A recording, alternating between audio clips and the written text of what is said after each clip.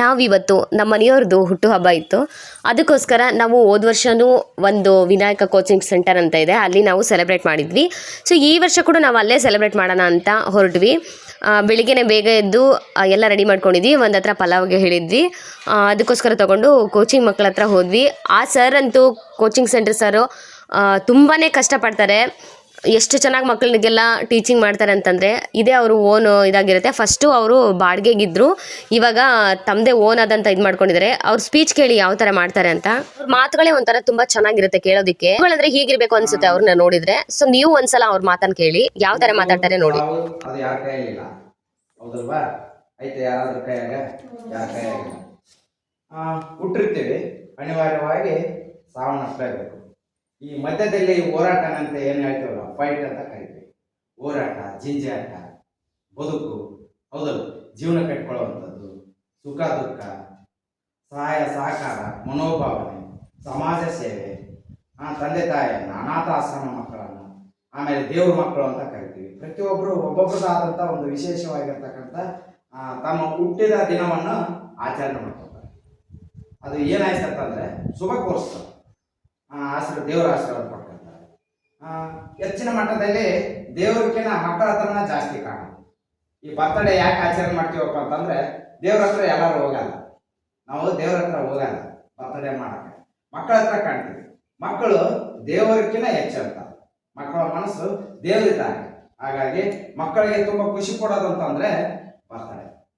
ಇವರು ಪ್ರಭುಸ್ವಾಮಿ ಅಂತಂದ್ರೆ ತುಂಬ ನಮ್ಮ ಆತ್ಮೀಯ ಫ್ರೆಂಡ್ಸ್. ಎಷ್ಟು ಅಂತಂದರೆ ತುಂಬ ಸರಳ ಜೀವನ. ಇಬ್ಬರಳು ಗಂಡ ಹೆಂಡತಿ, ಇಬ್ಬರ ಮಕ್ಕಳು. ಮಗಳು ತುಂಬ ಮುದ್ದಾಗಿ ಅಷ್ಟೇ ಚೆನ್ನಾಗಿದ್ದಾಳ, ಅಷ್ಟೇ ಚೆನ್ನಾಗಿ ಓದ್ತದಾಳ. ಮಗ ತುಂಬ ಚೇಂಜಸ್ ಆಗಿದೆ, ಕುಶಾಲ ಅಂತಂದೇಳಿ.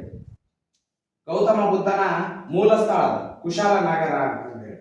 ಅದು ಯಾಕೆ ಏನೋ ಗೊತ್ತಲ್ಲ, ಸ್ವಾಮಿಯವರು ಆ ಒಳ್ಳೆಯ ಹೆಸರಿಟ್ಬಿಟ್ರು ಕುಶಾಲ ಅಂತಂದೇಳಿ. ಬುದ್ಧ ಜ್ಞಾನೋದಯ, ಜ್ಞಾನಿ ಅಂತ ಕರಿತೀವಿ. ಆ ಜ್ಞಾನದ ಒಂದು ಬೆಳಕನ್ನು ಅವರು ಕುಟುಂಬಕ್ಕೆ ಭಗವಂತ ತರಲಿ. ಆಮೇಲೆ ನಿಮ್ಮ ಪ್ರೀತಿ ವಿಶ್ವಾಸ, ಆಮೇಲೆ ಸ್ವಾಮಿಯರ ಪ್ರೀತಿ ವಿಶ್ವಾಸ ಹೀಗೆ ಇರಲಿ. ಅವ್ರ ಕುಟುಂಬವು ಹೀಗೆ, ನಾವು ಎಲ್ಲಿ ತನ ಇರ್ತೀವಿ ಅಲ್ಲಿ ತನೂ ಮನುಷ್ಯನಿಗೆ ಕಷ್ಟ ಸುಖ ದುಃಖ ಇದ್ದದ್ದೇ.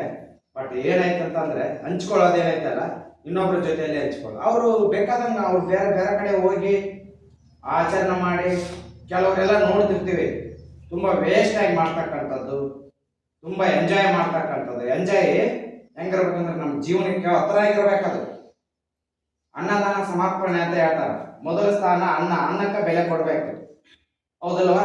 ಹಾಗಾಗಿ ಇವ್ರದ್ದೊಂದು ಉದ್ದೇಶ ಏನಪ್ಪ, ಇವ್ರ ಫ್ಯಾಮಿಲಿ ಅಂತಂದ್ರೆ ಯಾವುದೇ ಬರ್ತಡೇ ಆಗಿರಲಿ, ಮಕ್ಕಳ ಇದ್ರೆ ಆ ಮಕ್ಕಳ ಹತ್ರ ಹಂಚ್ಕೊಳ್ಳೋದು, ಆ ಮಕ್ಕಳಿಗೆ ಸಿಹಿ ಕೊಟ್ಟು ಅವ್ರ ತಂದಿರ್ತಕ್ಕಂಥ ಉಪಹಾರ ಏನೋ ಕೊಟ್ಟು ಬರ್ತಡೇ ಆಚರಣೆ ಮಾಡ್ತೀನಿ ದಿನ. ನಮ್ಮೆಲ್ಲರ ಪ್ರೀತಿ ವಿಶ್ವಾಸ ಸಹಕಾರ ಹೀಗೆ ಅಂತ ಇರುತ್ತೆ. ಸೊ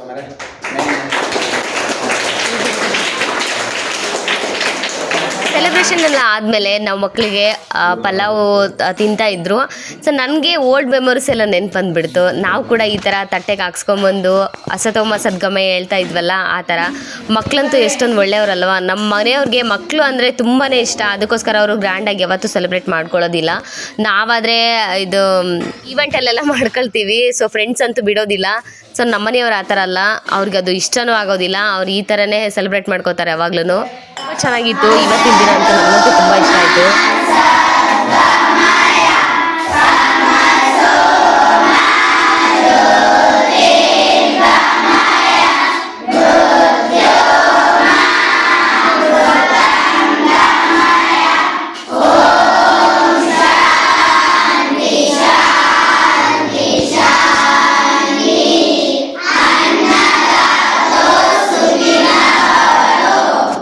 ಮಕ್ಕಳಂದ್ರೇ ಖುಷಿ ಅಲ್ವಾ?